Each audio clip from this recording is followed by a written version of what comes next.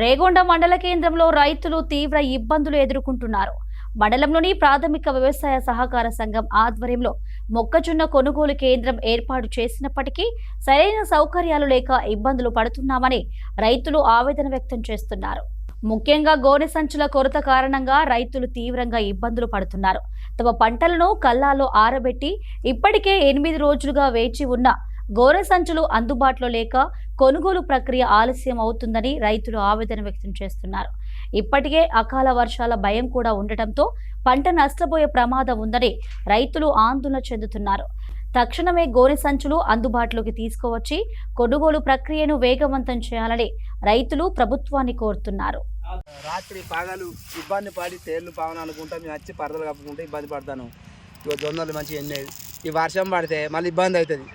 మరి ధాన్యం ఖరాబ్ అయినాక తర్వాత మమ్మల్ని ఎండపోయి అంటారు. మేము రోజులు కష్టపడలే, ఇక్కడ పోయండి ఇక్కడ పోసినాం. మాకు అనుకూలంగా బారదాన్ని ఇచ్చి మాకు కొద్దిగా సహకారం చేయాలని ప్రభుత్వం. నారాయణపూర్ జొన్నలు ఎంత ఎండినాయి, మమ్మల్ని ఇబ్బంది బారదాన్ని పెట్టకు ఇవ్వకుండా కూడా ఇబ్బంది అవుతుంది మా పరిస్థితి అంతా. మబ్బులు నిన్న పొద్దున్నాక ఎండ పెడతాను, సాయంత్రం 4 గంటలు కాగానే ఇట్లా ఇబ్బంది చేసేందుకు నెట్టి పిల్లల జలలో రాత్రి పగలచ్చుకుంటా తేలిపావనుకుంటా బండలు తెచ్చుకుంటూ పెడతాను. మాకు సాయం చేయాలి. ఇక్కడ రేగొండ మండలం నుండి కూడా మాకు ఇక్కడ ఏ మేడం అయినా ఎవరైనా వాళ్ళంతా అగ్రికల్చర్ అంతా మాకు సాయం చేసి మాకు భారతాన్ని ఇచ్చి ఏర్పాటు చేయాలి. మా ధాన్యం అమ్ముడు కొనుగోలు చేయాలి.